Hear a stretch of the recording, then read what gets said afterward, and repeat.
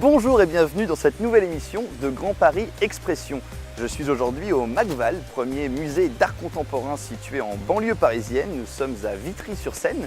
J'interrogerai aujourd'hui sa conservatrice en chef, Alexia Fabre, qui nous dira si le Grand Paris peut contribuer à l'élargissement de la culture. Alexia Fabre, bonjour. Vous êtes conservatrice en chef du premier musée d'art contemporain situé en banlieue parisienne. Pouvez-vous nous en dire quelques mots ? C'est un musée qui est consacré à la scène artistique en France, puisque justement il est situé à Vitry-sur-Seine, sur un territoire très multiple, avec une population d'origines diverses. Et nous travaillons justement sur ce qui nous rassemble, l'art contemporain en France, avec une scène composée d'artistes français, mais aussi d'artistes venus d'ailleurs, qui nous parlent aujourd'hui autrement du monde que nous vivons, du monde qui nous entoure, en proposant des contre-regards, d'autres façons d'envisager et de s'envisager soi-même dans le monde. Quelle est votre actualité durant l'été ? Est-ce que vous préparez la rentrée ou est-ce qu'il y a une exposition en ce moment ? Alors cet été, nous présentons de très beaux projets, entre autres une exposition monographique de Ange Leccia, qui est aujourd'hui un des artistes les plus importants en France. Ça a été en tout cas le fondateur vraiment de l'art vidéo, ça a été le premier artiste vidéaste de la scène française. Et nous proposons une nouvelle création qu'il a imaginée pour le musée et qui retrace d'une certaine façon l'ensemble des films de sa vie. Le Macval occupe une place particulière parmi les institutions culturelles du Grand Paris, situé à Vitry, alors que la plupart des grands musées ont tendance à rester dans le centre de Paris. Comment son développement a-t-il été pensé ? L'origine du musée, c'est un soutien aux artistes en leur achetant des œuvres, mais c'est aussi la mise en relation de cet art d'aujourd'hui avec la population. Donc le Macval, c'est un projet vraiment qui est consacré aux artistes et destiné au public. Le public est au cœur de tout ce que l'on met en œuvre, tant les achats des œuvres que leur mise en valeur, que toutes les actions que l'on met en œuvre pour créer des relations plus familières entre l'art contemporain et la population du Val-de-Marne, mais aussi la population francilienne, voire nationale. Dans une interview récente, vous déclariez que la vision de la banlieue est en train de se transformer avec le Grand Paris. Est-ce que vous parlez d'un point de vue culturel ou d'un point de vue général ? Aujourd'hui, j'estime vraiment que les relations sont en train de changer entre Paris et le territoire qui l'entoure, ce qu'on appelle encore aujourd'hui la banlieue. Sur le plan culturel d'une part, parce que c'est un territoire qui de longue date est habité par des projets artistiques et culturels.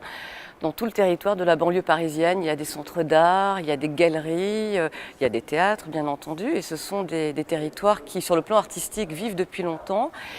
Et de façon plus générale, on voit qu'effectivement la population tend à beaucoup bouger et que c'est cette différence qui existait entre le centre et sa périphérie sont en train de s'estomper doucement, que cette barrière constitue sur un plan véritablement psychologique, le périphérique, tend à s'adoucir petit à petit, parce que les Parisiens sortent plus, parce qu'ils sont poussés hors de Paris aussi pour des raisons de pression immobilière, pour des questions financières, et tout ça tend à s'apaiser. Je trouve que la façon même d'envisager la périphérie de Paris est en train de se modifier. Voilà, donc tout d'un coup, on voit doucement apparaître un nouveau territoire.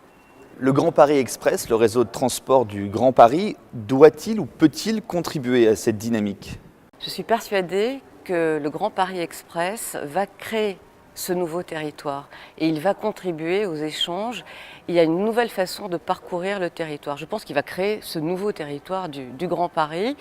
D'abord parce que les gens ne seront plus obligés de passer par le centre de Paris pour rejoindre une banlieue à une autre et que ça va créer de nouvelles relations. Alors bien sûr au niveau des usages et du quotidien, mais aussi au niveau de la culture.